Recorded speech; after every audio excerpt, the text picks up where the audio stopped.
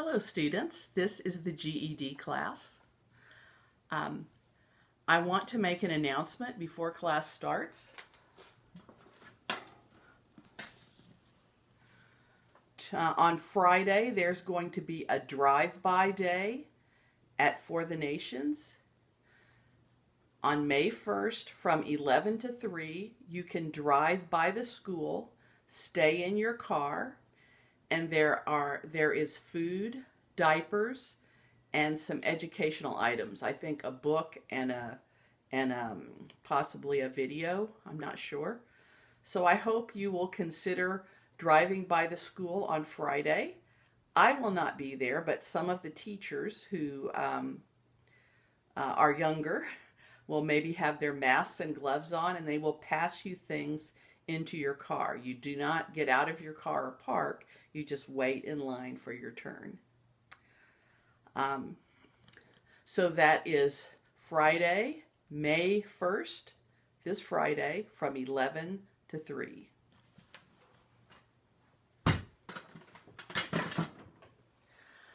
I hope you are healthy and that your family is healthy. And I hope that these GED lessons are helpful to you. I have sent out a message asking if you would like to have these on Zoom, but I did not get very many interested people. So I am just going to continue to do them on video until the end of the school year. I may write and ask you what your plans are if you want to take the test, or since we did not finish preparing, if you want to just come back in the fall and prepare for English again. We will see what is best for you. So now we're going to look at some more words. I think there is a shiny thing on the board. I don't know quite how to get rid of that, but I will go over those words you can't see. We are looking at two words today: lose and loose. Lose has one O, L-O-S-E. The S is pronounced like a Z. Lose. Lose is a verb. It means to fail to win. So my son's football team are going to, let's see, that's not a good sentence. Did your children's soccer team lose their game? Lose is to fail to win. To misplace. Oh, I often lose my keys, and then I have to look everywhere to find them. And then lose, to free oneself from or someone, for example, to lose weight. So I have some weight here. I want to lose it. I want to be free from it. I want it to go away. Now see, there is a website here, Grammarly.com, Grammarly.com, and they are a very good source of information if you do not understand the words.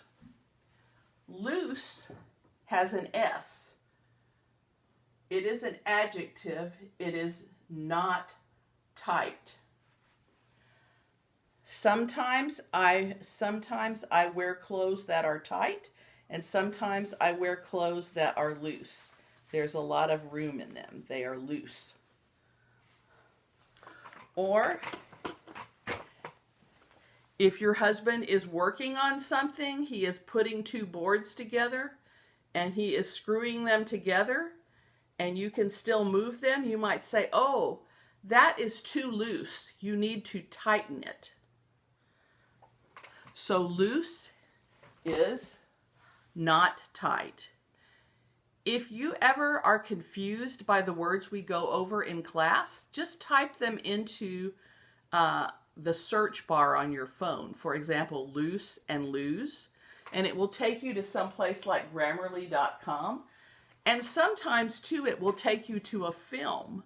Maybe a teacher is giving you examples of all of these things. and telling you different ways to understand the meaning. So if it is ever unclear, it is very good to study that some more when you have time. Now we're going to go to page 118.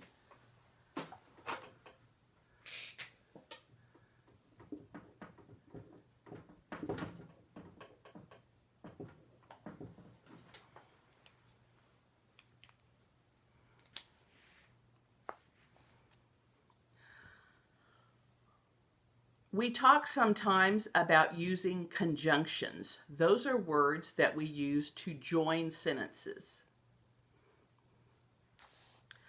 Sometimes we join, let's see. So let's just look at our book. First, I'm going to read the column on the far left, and then we'll start in here and talk about it. The key ideas are that you can join two independent clauses into one compound sentence. You use a coordinating conjunction preceded by a comma. What is preceded by? That means there is a comma before it. So, let's see.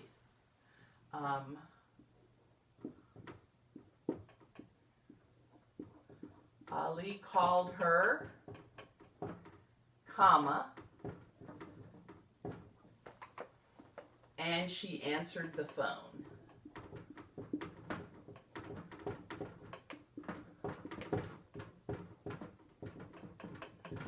So you could have two sentences. Ali called her with a period. Then if you had a capital S, she answered the phone. But you can put them together with an and.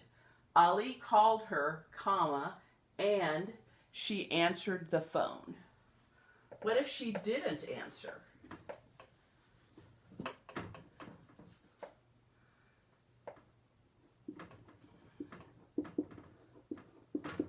Then we probably would not use and, we probably would use but.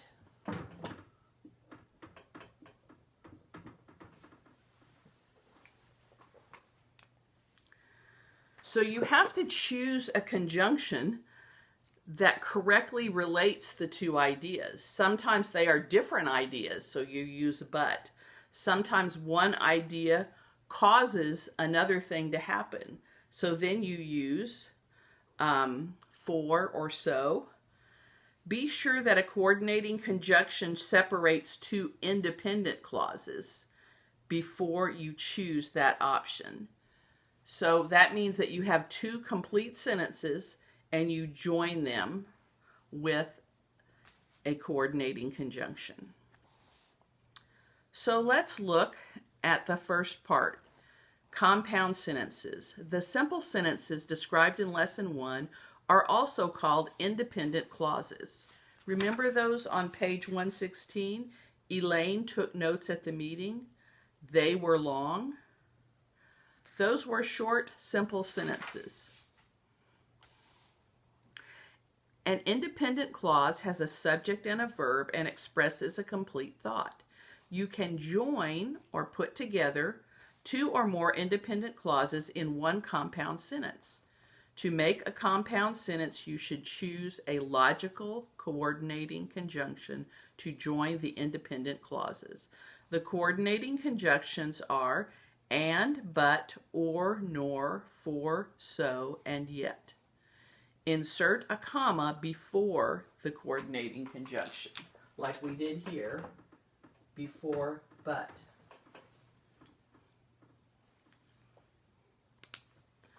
So, you have a chart here on this page that tells you when to join certain conjunctions. And I'm not going to read the chart, I'm going to talk about it as we go through. Incorrect conjunction. Sam showed initiative, yet his boss praised him. That is incorrect. Sam showed initiative and his boss praised him.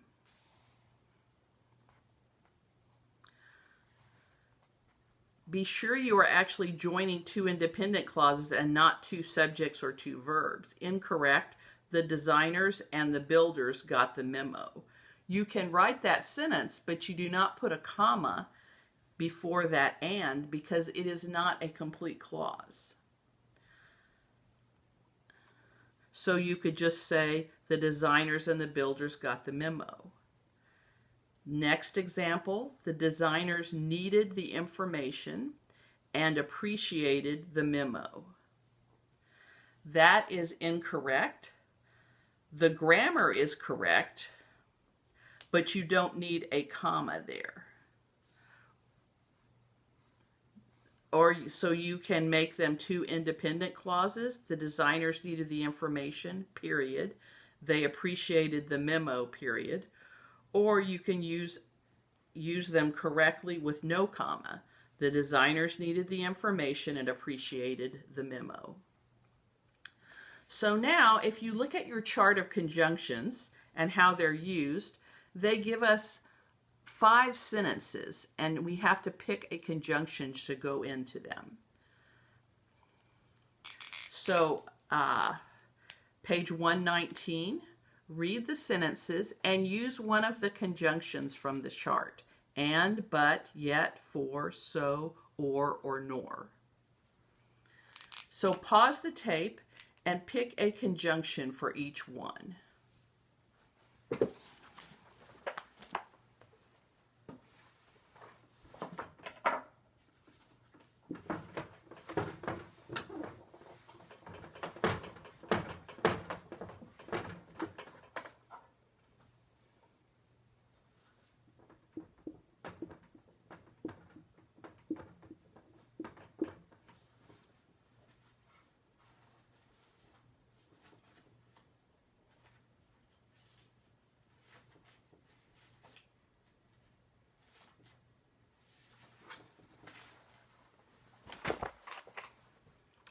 Okay, if you're done, you can turn the tape back on and we'll talk about what conjunction fits the best.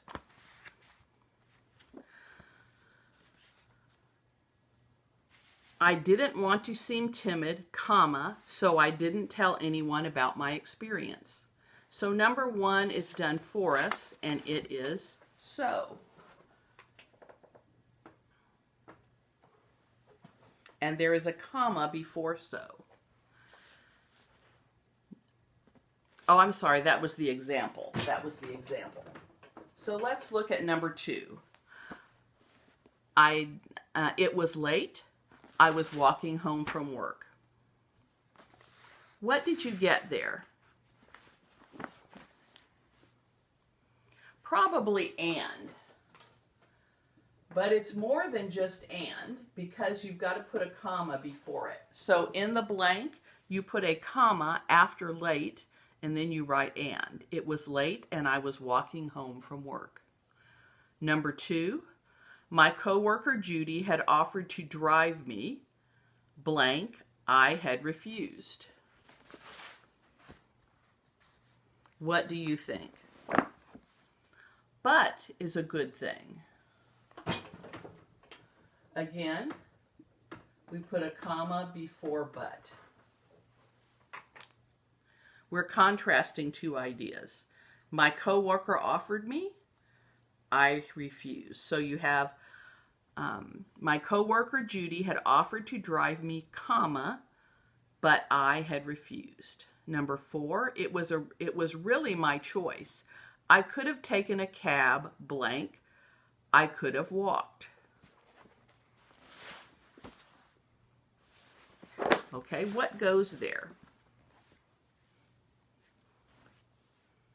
Can you say and?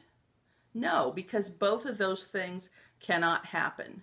So you need to put a comma and then or, because it is a choice, one or the other. It was, let's see, that's number 4. Oops, I skipped number 3, didn't I? Sorry. Let's go back up to number 3. It was a warm night, blank. I decided to get some fresh air. What do you think? You could say and. Those two things could happen. But so is a good answer. That shows an effect. It was a warm night, so I chose to get some fresh air. Why did she choose to get some fresh air? Because it was a warm night, so we put so there.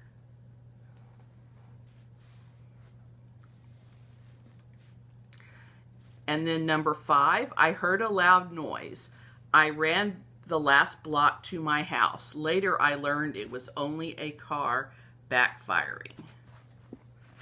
Okay.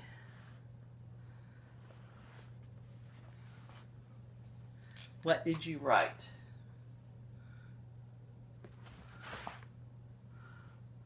Once again, so is a good answer. Why did she run back? The car backfired. That is the reason. So we're saying so because running the last block to her house is the effect of her hearing the car backfiring. Now let's look at part B. These were all part A.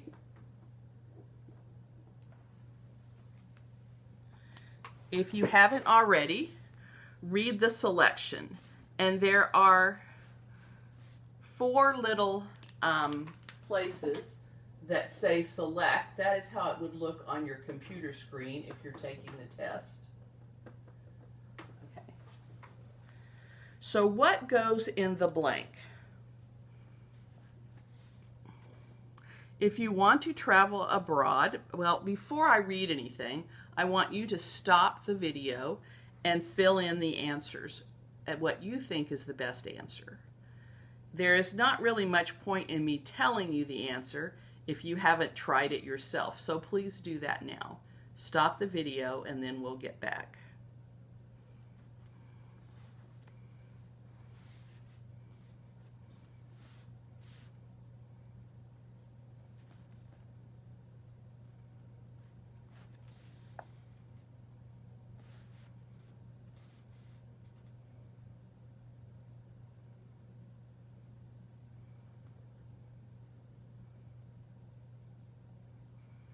Okay. I assume that you have answered these 3. If you want to travel abroad but don't have a lot of money, one option is to be an air courier. Now we need to find what is the right beginning of the next sentence. The last part is gets a cheap ticket in return. Let's look at these. Okay. The second half of the sentence doesn't have a subject. You have companies use couriers because it often costs, gets a cheap ticket in return. There's no subject there. So if we're going to use a conjunction, it needs to be followed by the subject, or there should be no comma before it. All of these have commas except B, and none of the conjunctions are followed by another subject for the clause. So very quickly we can see, that we can see that B is the correct answer. 6B. Because there is a conjunction and there is no subject in the part that is left. Gets a cheap ticket in return. Could that be a complete sentence? No, it cannot. So there should be no comma before the conjunction. And there's only one of those choices that has no comma. So if you know that rule, you can answer that just like that. Let's look at number 7. Number 7 answers the question, has a part of the question that is in the middle of a sentence. So let's read the parts around. Air couriers fly on the major blank. Sometimes they can't check any baggage of their own. Okay. Air couriers fly on the major. All of these start with airlines. So air couriers fly on the major airlines. A through D all starts with that. And following the conjunction, we have sometimes they can't check any baggage of their own. They can't check. You have a subject and a verb. So you know right away that whatever conjunction you pick, there has to be a comma before it. So if you know that rule, right away you know that A and D are your choices. Air couriers fly on the major airlines, but sometimes they can't check any baggage of their own. So that's a different idea. They fly, but they can't check baggage. Or you could look at number D, air couriers fly on the major airlines, or sometimes they can't check any baggage of their own. Those are not choices. That is something that but fits. Two different ideas. So clearly 7 is A. Even if you had trouble figuring out whether it was A or D because you weren't sure about those conjunctions, you could know that it was A or D because of the commas. Let's see.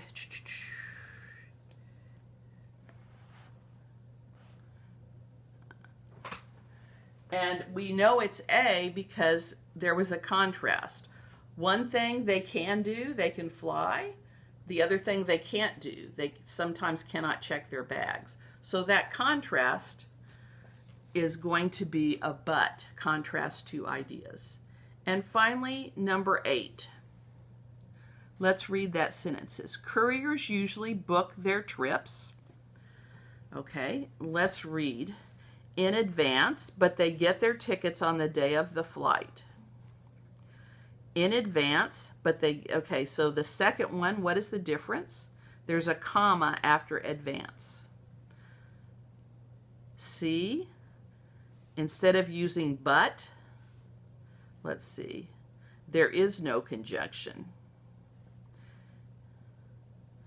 And D, in advance, but they get their tickets, comma, on the day of the flight. Okay. There's a lot of things about commas here, but we know right away that it's not A because there is a clause before and a clause after, a subject and a verb, a subject and a verb. So A cannot be.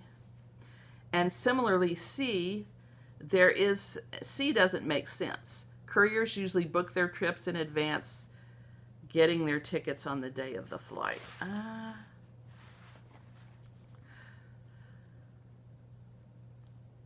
We would not say it that way without a comma.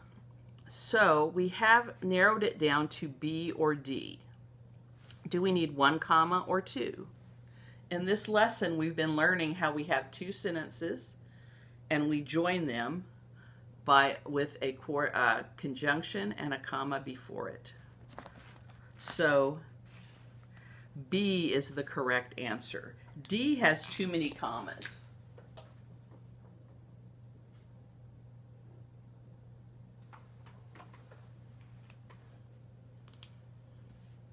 Let me get out of the way so you can see the last answer written down.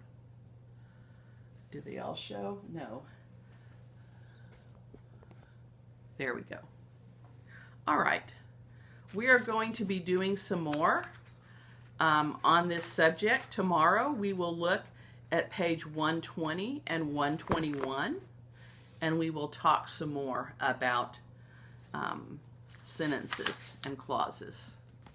So have a good day, and don't forget, on Friday, there's a drive-by day at For the Nations, Friday, May 1st. That's this Friday, 11 to 3.